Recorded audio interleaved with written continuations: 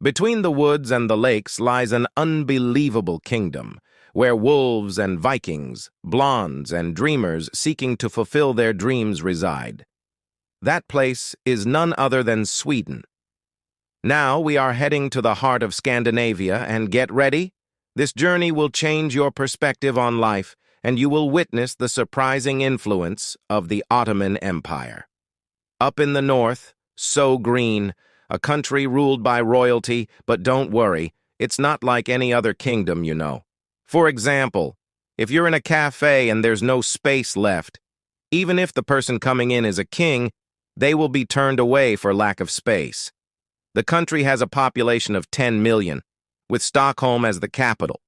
But wait, don't go up, go down. There are interesting things to see here. Can the metro stations of a country turn into works of art?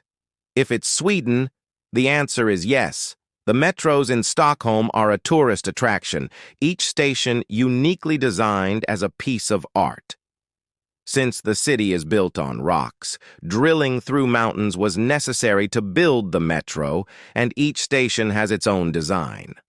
While wandering in Stockholm, everyone might seem like a copy of each other because 80% of the population is blonde. You might even see children studying on a frozen lake during primary school, a testament to their love for nature and ability to adapt to harsh conditions. Speaking of studying, the government provides approximately $200 pocket money to high school students every month. For example, a Swedish high school student can save a portion of this money and travel to many countries during summer vacation, provided they meet certain conditions, such as not extending their school years or having excessive absences, or else the allowance is cut. We've just started the video, but I promised you'll be amazed. Here's another surprise. If your pet has given birth, you can take 6 months of maternity leave. Now imagine you have your own child, then you have a total of 480 days of leave, almost 1.5 years. And fathers are required to use 90 days of this leave to spend time with the newborn, as per the law. Here's another unique thing that can only happen in Sweden. 2 people in the country have personal drivers. One is used by the king, and the other is used by the prime minister on special occasions. The slogan for this is, "We don't operate taxi stands," meaning even if you're sipping your coffee in Stockholm, you might be sitting next to the Minister of the Interior. You might see the Minister of Health next to you on the bus, because politicians there don't have the luxury of acting like they derive their authority from God. After becoming a member of parliament, they don't receive a lifelong retirement pension, and their salaries are much lower compared to the rest of the world. Let's get to know the Swedes a bit more. The clothing and lifestyle of the Swedish people are simple and modest. You won't find a passion for luxury here. For example, people get out of their cars and shop at secondhand stores without looking down on each other. In fact, no one looks at anyone in Sweden, really they don't. If a Swede looks at you for more than 3 seconds, either your zipper is open, you've spilled ketchup on yourself, or they really like you. You'll roam around like a ghost. That's how much they don't look at people. Let's say you're meeting a Swede. You must be there on time, or else your friend won't be there if you're just 2 minutes late. They also don't invite you to their homes much. If you invite yourself, they'll find it strange. But they are not antisocial. For example, there's a thing called fika time in Sweden, which is like having tea at 5 o'clock, but with coffee and sweet rolls. If they say, "Let's fika," grab your cake and join them, they won't refuse or find it odd. No one in the country addresses each other with titles or introduces themselves as a lawyer on business cards. Titles like professor, lawyer, assistant professor, teacher are not used socially. This is because there's no huge income gap among professions, and a profession is not more important than the individual.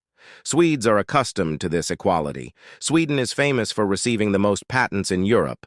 If you have an idea, the state immediately supports you and provides the necessary resources. Many inventions we know today are from Sweden. They are also one of the most literate nations, spending an average of 7 hours per week reading books. Maybe it's this reading culture that makes them one of the most educated people. Education lasts for 25 years in Sweden. In terms of welfare, Sweden ranks 6th in the world, and many well-known brands are Swedish. 20 out of every 100 household appliances worldwide are Swedish, from Volvo cars to Skype to Candy Crush, all are Swedish products.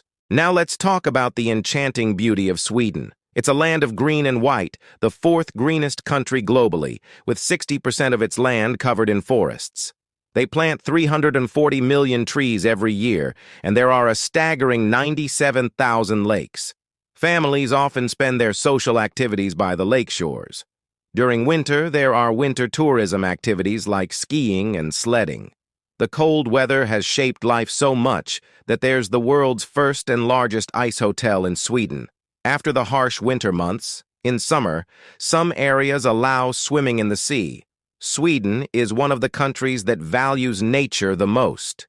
Until 2050, it's decided to completely abandon fossil fuels like oil and coal. However, waste is still used as fuel, and there's an efficient waste recycling system. Moreover, all water from your tap is drinkable spring water, free for everyone. There's a law in Sweden that says people have the right to access natural resources. You can swim in any water, pick fruits from trees, and even ride a bike on private properties. Did you know Sweden is famous for the Nobel Prizes?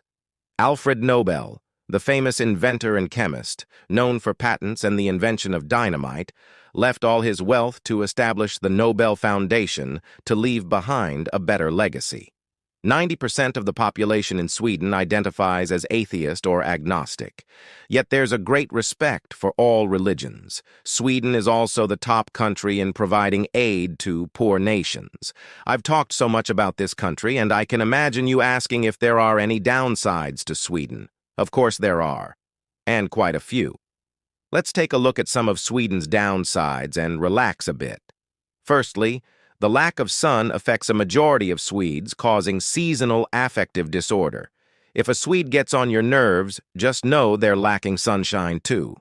The sun can be behind clouds for months in significant parts of the country, creating a strange balance between light and darkness. The work hours start and end early, especially in winter, while in summer it's the opposite, with long daylight hours known as white nights, extending the days and nights. One misconception that needs correcting is that Sweden has one of the highest suicide rates globally, which is not true according to research, as Sweden ranks 42nd in terms of suicide rates globally. Sweden has so much more to offer beyond its downsides. It's a country of contrasts, where nature's beauty meets technological innovation and where simplicity coexists with progressiveness. From the stunning landscapes of forests and lakes to the vibrant cultural scene in cities like Stockholm, Sweden continues to captivate and inspire people from around the world. If you ever get the chance, visiting Sweden is an experience that will leave a lasting impression and open your eyes to a unique way of life.